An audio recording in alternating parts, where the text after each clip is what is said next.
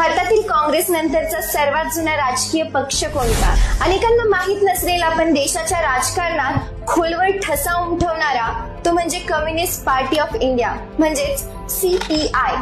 1925 मध्ये एन रॉय आणि त्यांच्या सहकाऱ्यांनी एका वेगळ्या विचाराची मशाल पेटवली। कामगार, शेतकरी आणि सामान्य जनतेच्या हक्कासाठी लढणारा एक शक्तिशील आवाज।